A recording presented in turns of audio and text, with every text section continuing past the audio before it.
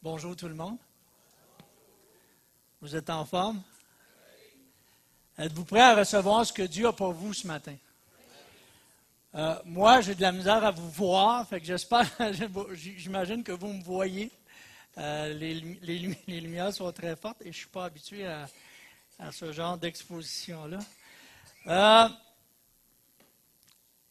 Je ne sais pas si vous avez lu le dépliant de ce matin, mais je me suis demandé jusqu'à la dernière minute si c'était vraiment ce que Dieu, le sujet que j'apportais, si c'était vraiment ce que Dieu voulait que j'apporte. Et si vous lisez ce matin le mot de Pasteur Serge, qui vient probablement de son bain, ou de l'inspiration autour de ça. Mais ce matin, on va regarder ensemble le salut en 3 actes.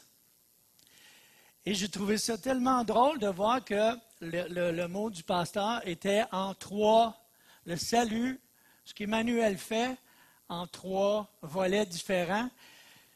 Et vous allez voir que l'Esprit de Dieu est un. Vraiment, je suis, tu sais, quand on vient de chanter, Dieu est impressionnant, il vient de m'impressionner, en tout cas moi, puis j'espère qu'il va vous avoir impressionné aussi. Donc, ma prédication de ce matin va aller en ligne avec le dépliant de ce matin. Donc, cette semaine, si vous avez la chance de réécouter, suivez avec le dépliant de Pasteur Serge, puis ça va raccourcir ma prédication. Amen. Vous allez remarquer que je suis obnubilé par le thème du changement.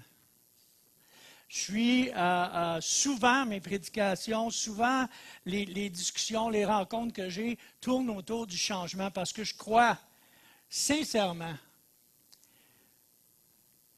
que si on arrête de changer, on arrête d'évoluer. Je crois sincèrement que personne n'est appelé à demeurer tel qu'il est longtemps. Je pense à la lumière des évangiles qui nous dit de marcher de progrès en progrès, je crois qu'on est appelé à changer. Et ce matin, l'appel qui est sur mon cœur pour vous autres, pour le peuple de Dieu, c'est la seule chose qui est constante dans le Seigneur, c'est que vous allez changer. La seule chose qui est une constante en Dieu, c'est que vous allez changer si vous vous mettez en face de Dieu. On va prier ensemble. Seigneur, je te prie de bénir cette parole, Seigneur Dieu. Je te prie de bénir mon cœur, Seigneur, de me donner inspiration, Seigneur Dieu, aisance pour apporter ta parole, Seigneur, afin que ton peuple, que tes enfants, Seigneur, puissent recevoir la nourriture, Seigneur Dieu, et que cette nourriture, Seigneur, vienne remplir nos cœurs et nos âmes, et que cette nourriture, Dieu, vienne nous transformer, Éternel. On a profondément besoin de toi, Seigneur Dieu, et je te prie que nos cœurs, Seigneur, puissent trouver ce matin, au travers de la prédication, une nourriture qui va nous transformer et qui va nous amener plus loin dans tes voies. Amen. Amen. Un fermier, un jour, reçoit en cadeau un cheval blanc pour son fils. Lorsque le voisin voit ça, il vient voir le fermier et lui dit « Hey, wow, quelle chance que vous avez de recevoir en cadeau un beau cheval blanc comme celui-là. Il n'y a personne qui me donnerait ça à moi. » Le fermier répond « Je ne sais pas si c'est une bonne ou une mauvaise chose. » Plus tard, le fils du fermier monte le cheval et le cheval rue. Le fils tombe, se brise une jambe. Et le voisin vient voir le fermier. Hey, vous aviez raison de dire que ce n'était peut-être pas une bonne chose. Vous voyez votre fils, la malédiction, il vient de se briser une jambe, il ne pourra pas vous aider sur la ferme, etc. Le fermier répond, je ne sais pas si c'est une bonne ou une mauvaise chose. Un peu plus tard, la guerre est déclarée et tous les jeunes hommes du village doivent aller à la guerre, sauf le fils du fermier qui a une jambe cassée et qui n'est pas en mesure d'aller se battre avec les autres. Fait que le voisin vient le voir. Assurément, vous avez beaucoup de chance avec ce cheval-là. Puisque votre fils est le seul qui n'ira pas à la guerre. Le fermier répond, je ne le sais pas encore si c'est une bonne ou une mauvaise chose.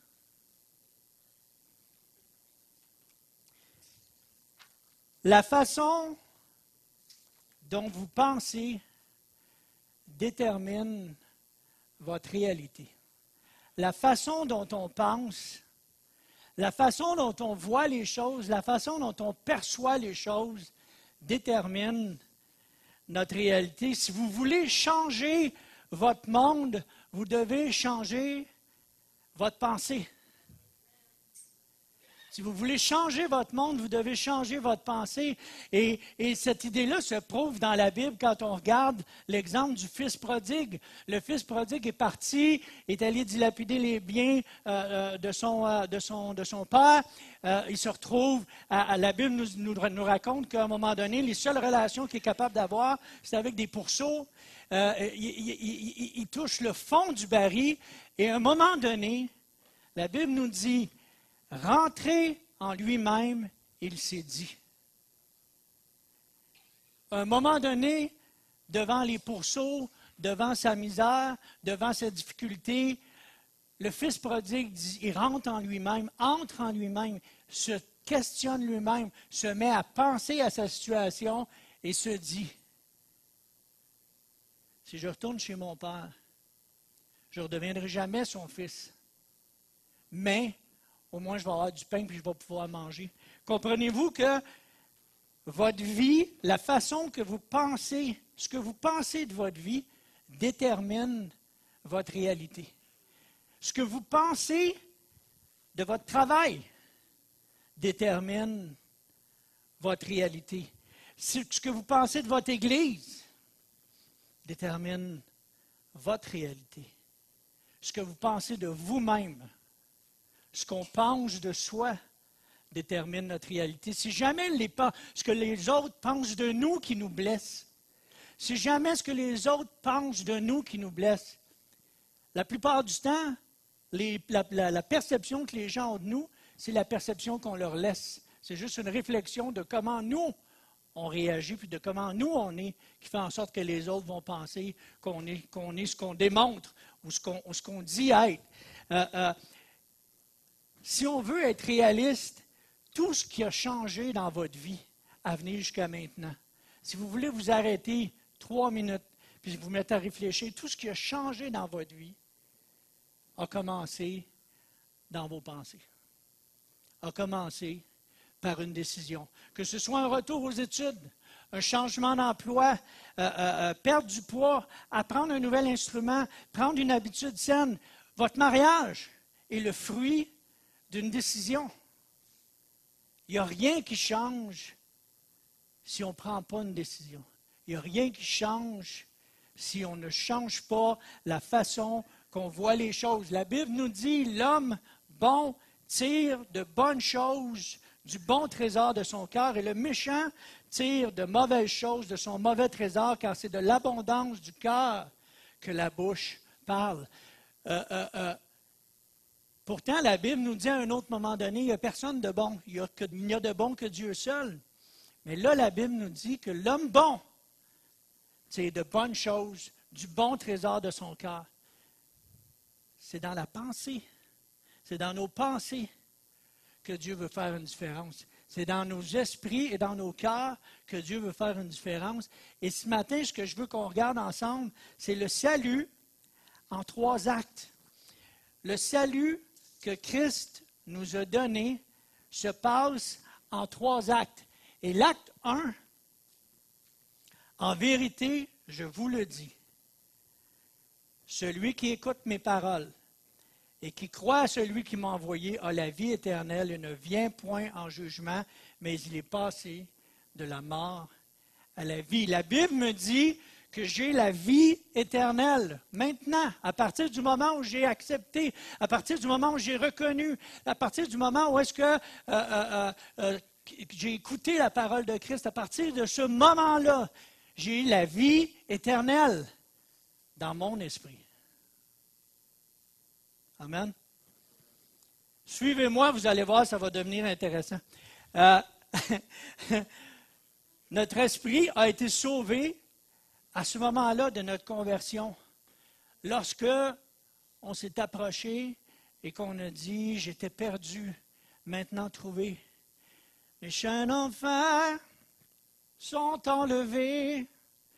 Mon Dieu, mon sauveur, m'a pardonné, m'a racheté. De son pardon, il m'envahit. Amour divin, grâce infinie. À partir de ce moment-là, mon esprit a été sauvé. Je suis passé de la mort à la vie.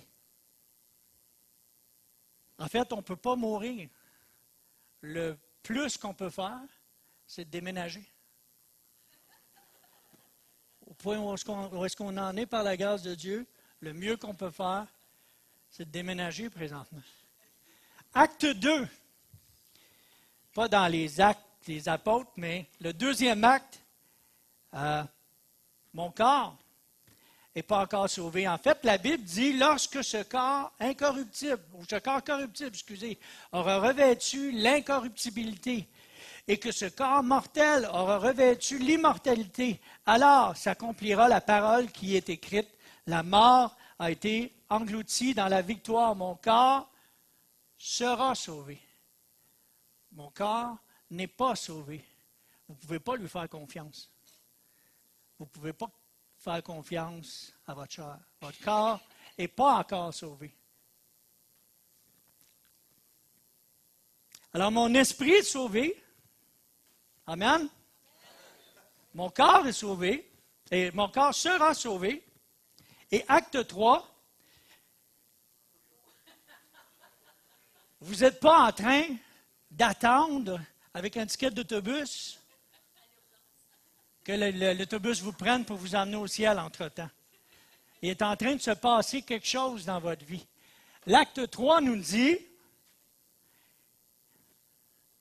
c'est pourquoi, bien-aimés, en attendant ces choses, appliquez-vous à être trouvés par lui sans tache et irrépréhensible dans la paix. Croyez que la patience de notre Seigneur est votre salut.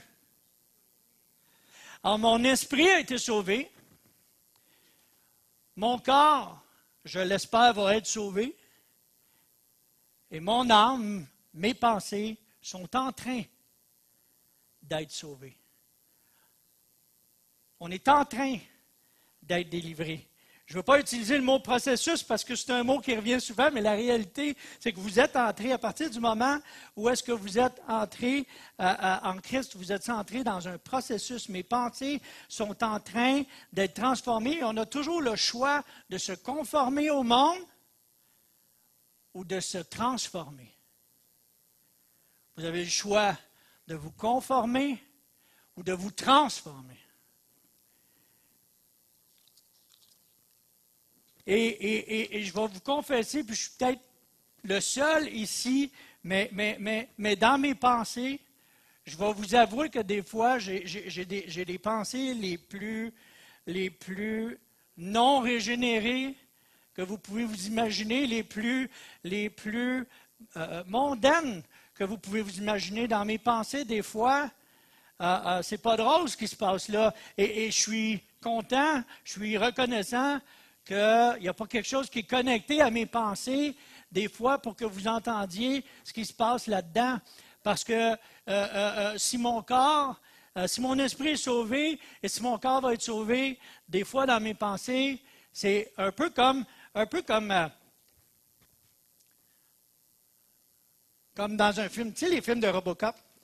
Dans Robocop, à un moment donné, tu vois sa vision à lui, puis dans sa vision à lui, là, il y a comme des choix qui apparaissent. Est-ce que je lui donne juste un avertissement? Est-ce que je dois le maîtriser? Ou est-ce que je dois tirer? Ça se passe contre ma volonté. Des fois, dans mes pensées, il y a des options comme ça qui apparaissent pendant que je vous souris.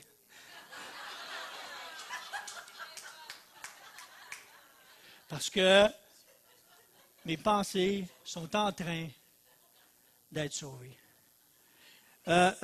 Tout ça parce que mes pensées sont en train d'être délivrées. Alors, vous ne pouvez pas être absolument certain que si vous me frappez, je ne vais pas...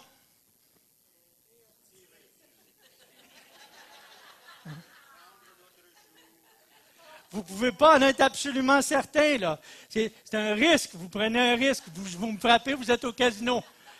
Je ne sais pas comment je vais réagir.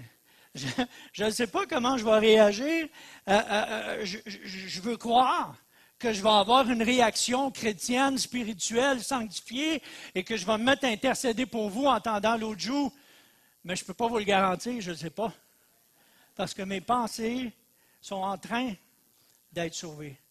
Je suis en train d'être transformé présentement et je reçois des signaux différents. Mon esprit s'intonise le poste de Dieu. Mon esprit, je suis le God Channel. Je suis là en permanence pour essayer d'écouter et de comprendre tout ce que Dieu a pour moi. Mais mes pensées reçoivent sur un signal satellite 250 postes en couleur, 24 heures par jour, en haute définition.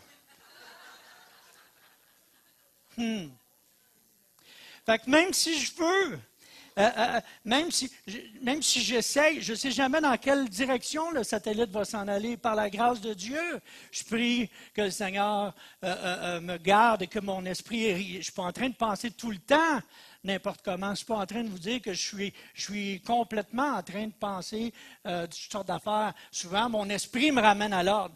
Souvent, mon esprit me ramène à Christ et à Dieu. Mais priez pour moi, vos prières collectives vont peut-être faire une différence. Je ne sais pas si je suis seul comme ça, mais je vous le dis, ça m'arrive. Quand je vous regarde en souriant,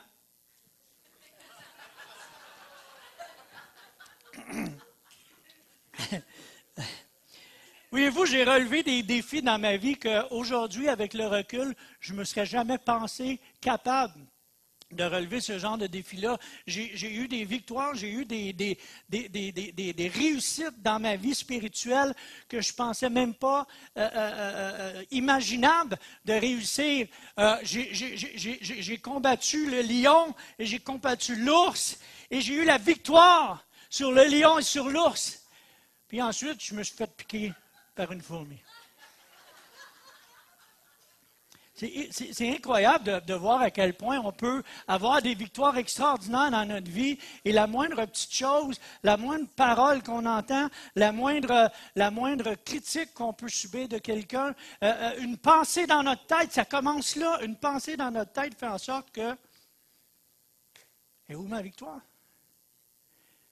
Il est où l'homme spirituel? Il est où l'homme de Dieu qui vient de se faire mordre par une fourmi?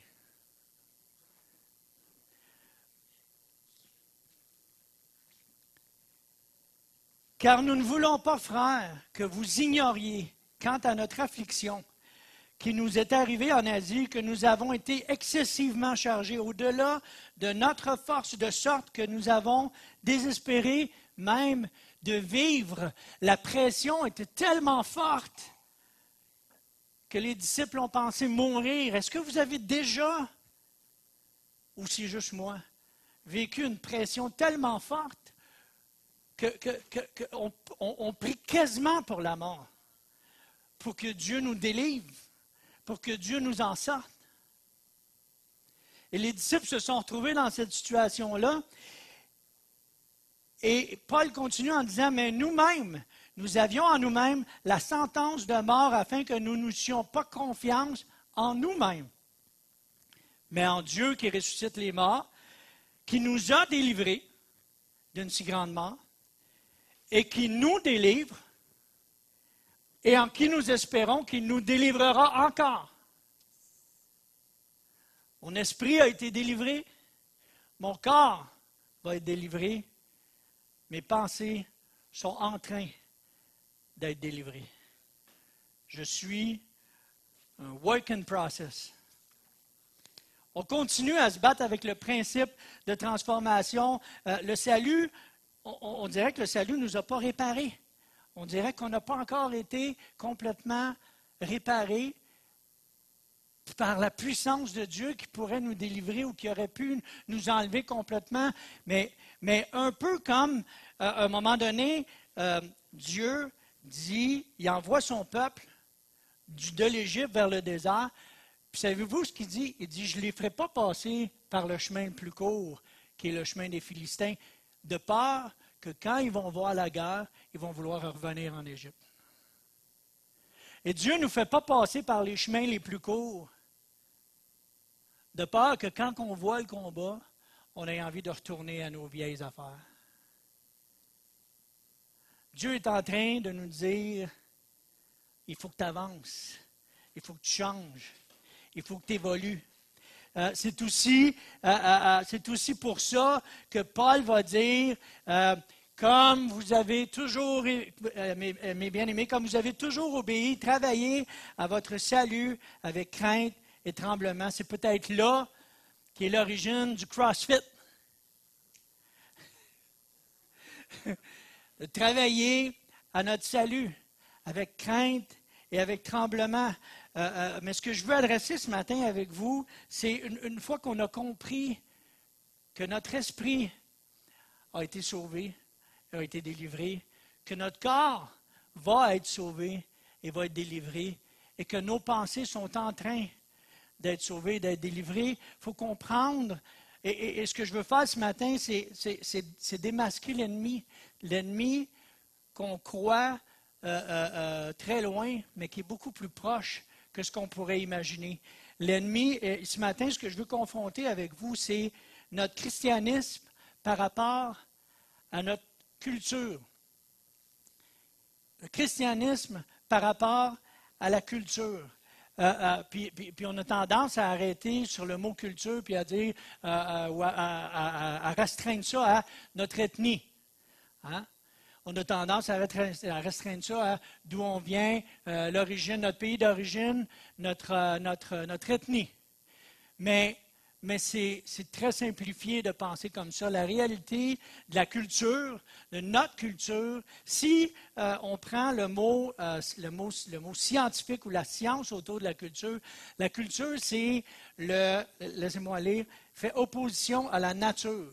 C'est la confrontation de l'inné par rapport à l'acquis. Donc, tout ce qui est notre culture, c'est notre acquis.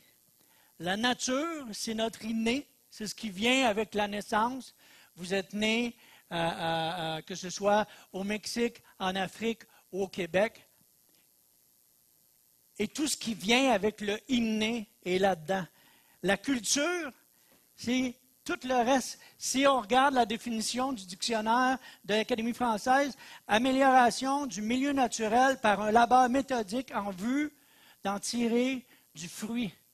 Vous remarquez qu'on ne parle pas nécessairement d'une plante, mais c'est tout ce qu'on fait pour améliorer notre milieu naturel par un labeur méthodique en vue d'en tirer du fruit. C'est l'habilité externe d'influencer positivement le développement interne d'une plante.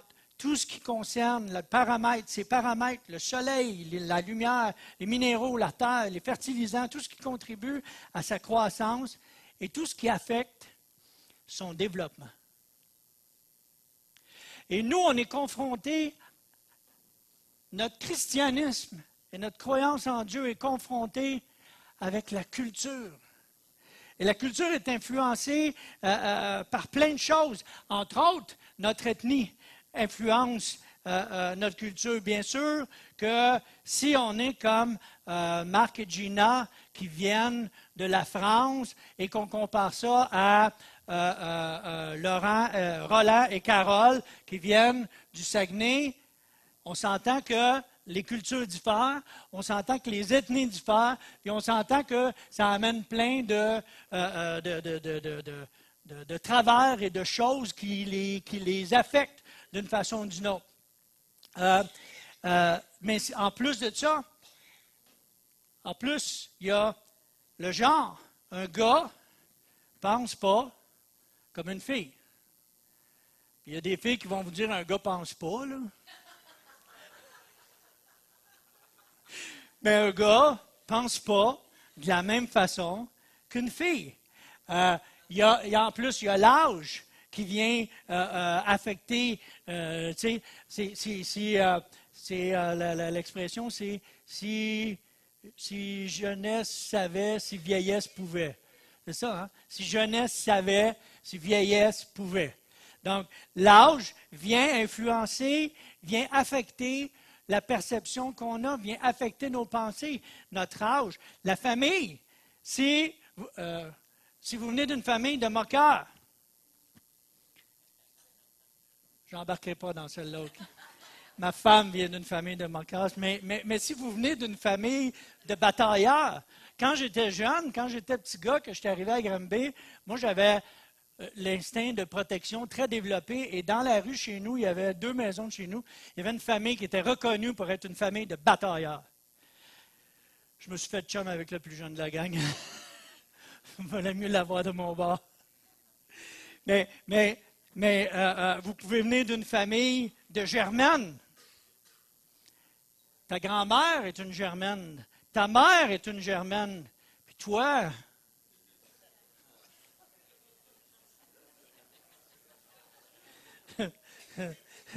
non, mais tu es sauvé quand même, là, comprenez-moi bien, vous êtes sauvé quand même. C'est pas, ça ne joue pas sur votre salut. Mais vous avez changé les paroles manipulatrices pour des versets bibliques. Les outils ont changé, mais les méthodes de manipulation sont restées sensiblement les mêmes, jusqu'à ce que Dieu transforme vos pensées. Amen. Les relations viennent aussi influencer. On a tendance à se trouver des amis qui vont nous dire ce qu'on veut entendre. Pourtant, c'est clair que les meilleures relations que vous pouvez avoir sont avec des personnes qui vont vous défier. C'est clair que les relations qui vont vous faire le plus avancer, c'est des personnes qui vont avoir une perspective différente de la vôtre. La même lumière, mais une perspective différente. Le même Christ, le même christianisme, mais une perspective différente. Pour vous amener à réfléchir sur votre situation et comment est-ce que ça peut être transformé par la grâce de Dieu. Comprenez que c'est les relations où on entend juste ce qu'on veut entendre, puis on se contente de ça. Ce n'est pas des relations qui vont vous faire évoluer énormément. On est influencé, excusez, par plusieurs facteurs qui vont faire en sorte que quand je dis je t'aime et que tu dis je t'aime, c'est pas la même chose du tout, ça ne signifie pas la même chose, pas en tout parce qu'on n'est pas né dans le même jardin. On n'a pas été cultivé dans le même jardin.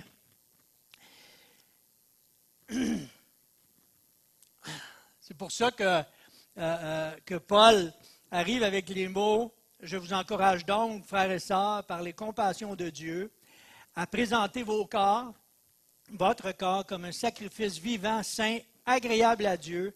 Ce sera de votre part un culte raisonnable. » Paul est en train de nous dire « Tu n'as aucune façon de traiter la chair. Tu n'as aucune façon d'essayer de raisonner. La seule chose que tu peux faire, c'est de la tuer. That's it. La mettre sur l'autel comme un sacrifice agréable et saint devant Dieu, c'est notre service raisonnable. C'est ce que la Bible nous dit par rapport à la chair. D'ici à ce qu'elle soit sauvée, elle est corruptible. Elle n'arrêtera jamais de vous demander quelque chose. Elle n'arrêtera jamais de se plaindre de quelque chose. La seule chose qu'on peut faire, que Paul nous dit, c'est de l'offrir comme un sacrifice vivant. Ensuite, Paul s'attaque à nos pensées, puis il nous dit, ne vous conformez pas au monde actuel, mais soyez transformés par le renouvellement de l'intelligence afin de discerner quelle est la volonté de Dieu, ce qui est bon, agréable et parfait. Il faut comprendre que Paul ne parle pas du monde, pour tous ceux qui viennent des églises plus sanctifiées, le milieu plus sainteté, légaliste, tu sais, du genre, oh, tu t'habilles comme le monde, tu as l'air du monde, tu te maquilles comme le monde. Vous vous souvenez de ça? Moi, j'ai venu au monde dans une église, je suis venu au monde spirituellement, dans une église où on enseignait les 27 points de l'église, qui étaient 27 à ne pas faire. 27 choses qu'il ne fallait pas faire si tu étais chrétien. 27 apparences extérieures, 27 gestes. Puis je vous donne des exemples.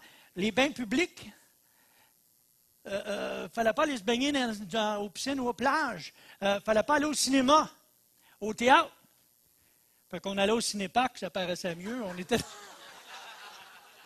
On était cachés dans une auto. Pas de bijoux, pas de maquillage, cheveux longs pour les femmes, cheveux courts pour les hommes. Toutes des choses qui sont liées à l'extérieur, qui sont liées à l'externe. Mais Paul parle du renouvellement de l'intelligence. Paul parle du renouvellement des pensées, de l'intellect, comme on l'a vu dans la prédication sur le renouvellement au mois de novembre passé. Il parle donc d'être transformé par le renouvellement de l'intelligence, pas de l'apparence. Paul nous appelle à être... donc, on a le choix encore de se conformer ou se transformer. Et rapidement, je veux juste vous donner une illustration biblique qui illustre ce que je suis en train d'essayer de vous expliquer par rapport à la culture. Moïse, à un moment donné, Dieu, il est dans le désert, Dieu vient le voir au travers d'un buisson ardent, lui dit, Moïse, tu vas aller voir Pharaon, tu vas lui dire, libère mon peuple. Moïse dit, ouais, mais là, Pharaon, il va me demander qui m'envoie. Je suis celui qui suis, il te dit, libère mon peuple. Fait que Moïse part, s'en va devant Pharaon, puis il dit à Pharaon, je suis, m'envoie te dire, libère mon peuple. Et se met à tourner l'eau en sang, appeler les mouches venimeuses, les sauterelles, le feu du ciel, tout ce que vous voudrez, jusqu'à temps qu'on arrive avec le sang sur les lentilles, je fais ça rapidement, le sang sur les linteaux et les portes, et par le sang d'un agneau innocent, le peuple est libéré. D'une nuit à l'autre, d'un soir à un matin, le peuple de Dieu est libéré, le peuple de Dieu commence sa marche dans le désert, se retrouve devant la mer Rouge, et à ce moment-là, voit Pharaon qui s'en vient avec son armée, et il commence à se plaindre, puis à dire à Moïse, Moïse, il n'y avait pas assez de sépulcres en Égypte pour que tu viennes nous faire mourir ici. Puis Dieu ouvre la mer, le peuple juif passe au travers de la mer, puis quand l'ennemi essaye de faire la même chose, l'ennemi est englouti, l'ennemi est noyé, Myriam se retourne de bord, voit l'ennemi qui est là, on voit les corps sur la berge, que la Bible nous dit, c'est détail, c'est graphique, mais on voit les corps sur la berge, puis Myriam et d'autres prennent les tambourines et se mettent à chanter, le cheval et son cavalier furent jetés dans la mer. Comprenez-vous que la libération vient d'arriver? Mais même si le salut est arrivé, même si d'une nuit à un matin, ils ont été libérés, ils sont sortis d'Égypte, l'Égypte est encore en dedans d'eux autres. Il y a 400 ans d'histoire en arrière d'eux autres, qui fait en sorte que quand ils sont exposés à une cuisine différente dans le désert, ils ne l'ont pas aimé. C'était pas bon. C'était pas bon. C'est pas ce qu'ils sont habitués d'avoir. Il y a 400 ans d'histoire d'une cuisine égyptienne en arrière d'eux autres. Ils arrivent devant le mont Horeb. Moïse monte sur la montagne et passe 40 jours. Et pendant ces 40 jours-là, Aaron, pasteur assistant, s'occupe de l'Église. Quand Moïse redescend au bout de 40 jours, le peuple est dans la débauche, le peuple fait n'importe quoi. Moïse vient voir Aaron, qu'est-ce que tu as fait avec mon Église? Ça a pris 40 jours, tu leur vires à l'envers, qu'est-ce que c'est ça, cette histoire-là? Aaron répond, je sais pas, on a jeté de l'or dans le feu, puis le veau est sorti. Fa! Comprenez que Aaron est menteur. quand il raconte ça. Mais Aaron relève un problème par rapport à la perception des choses qu'on a. Les Juifs ont passé 400 ans, 400 ans à voir un autre peuple adorer des vaches, des veaux et tout ce que vous voudrez. Ils se retrouvent dans le désert.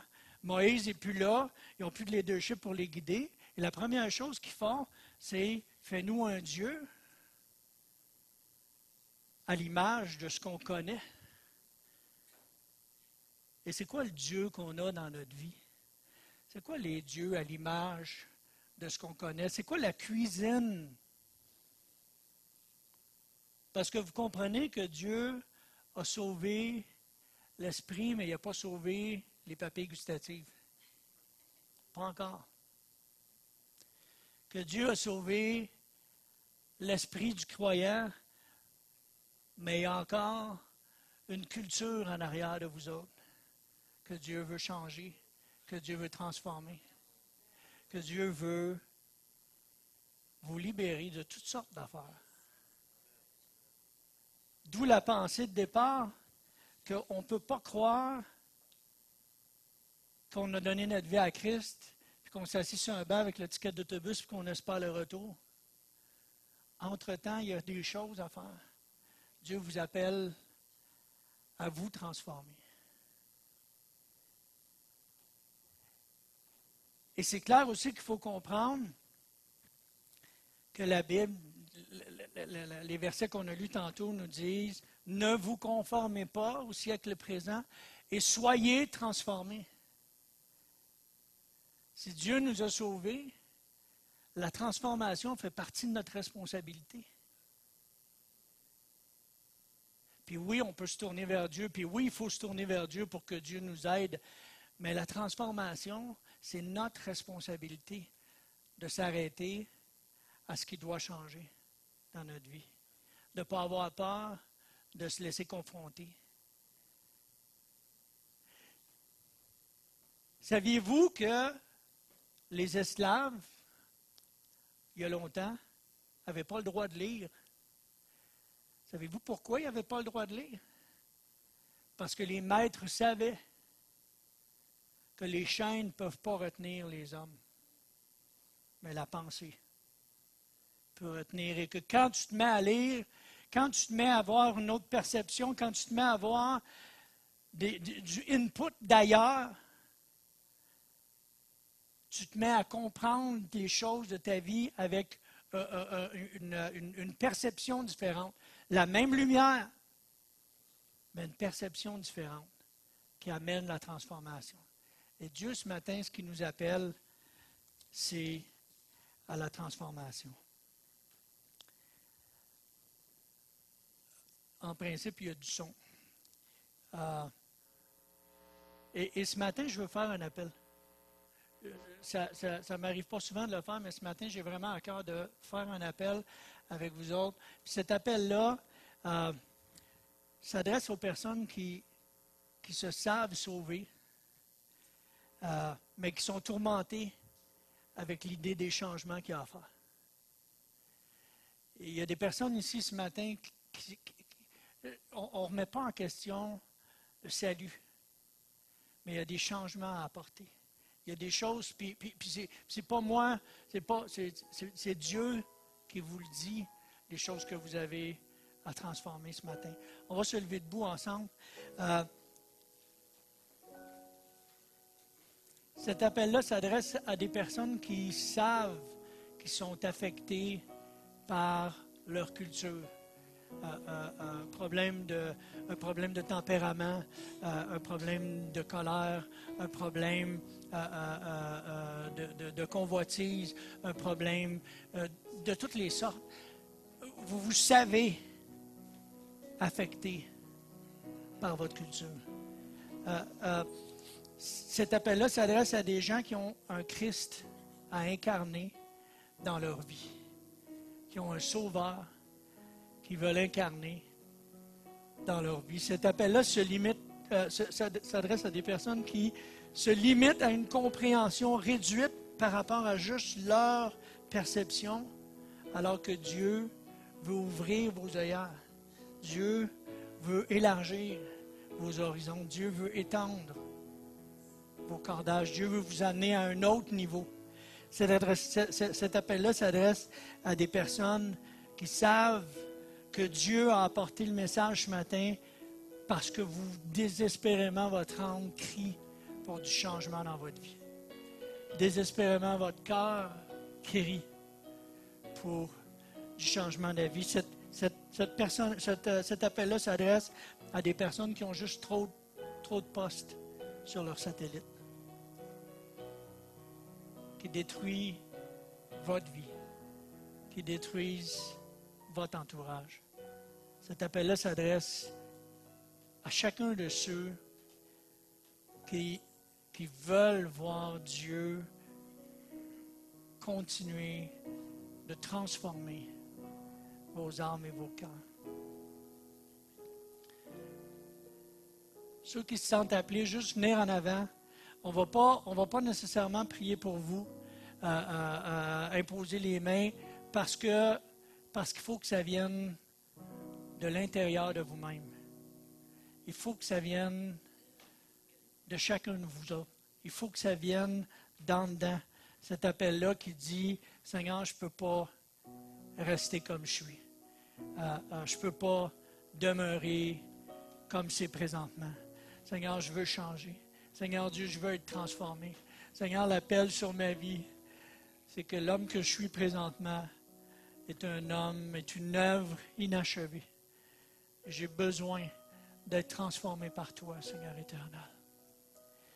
Donc, approchez-vous, ceux qui veulent s'approcher. On va prier ensemble, par la grâce de Dieu, que Dieu puisse poser sa main sur nos cœurs.